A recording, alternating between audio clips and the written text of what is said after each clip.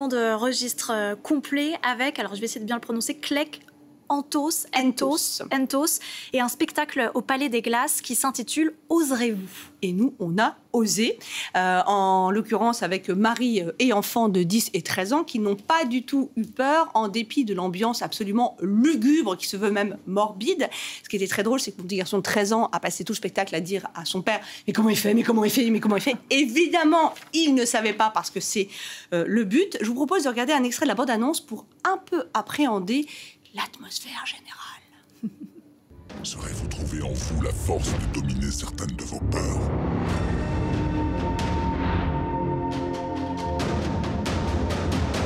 À vous de le découvrir.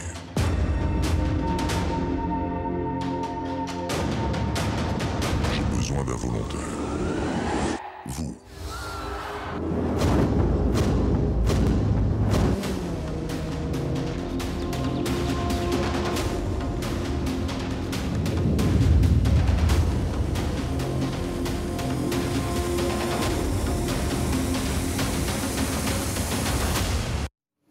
En effet, je ne sais pas trop en quoi en penser, ça a l'air plutôt effrayant quand même. Oui, d'ailleurs, la monteuse avec qui j'ai monté cet extrait, elle avait le cœur serré comme une boulette. Elle m'a dit « Mais jamais de la vie, j'irai voir un truc pareil !»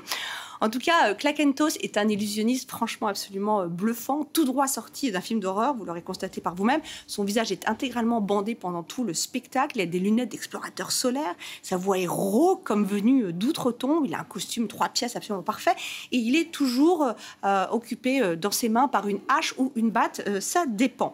Ce look à nul autre pareil l'a conduit au port de la finale de la France à un incroyable talent en 2020. Personnellement, je ne l'avais pas vu, mais plein de gens autour de moi me disent « Mais bien sûr, c'est le gars de... » La France a un incroyable talent et il a vraiment un art consommé de la mise en scène, cet homme, Clec Entos, qui dans la vraie vie s'appelle David Stone. Il cultive des numéros qui sont assaisonnés de croyances, de peur, de mort, de poupées sanglantes.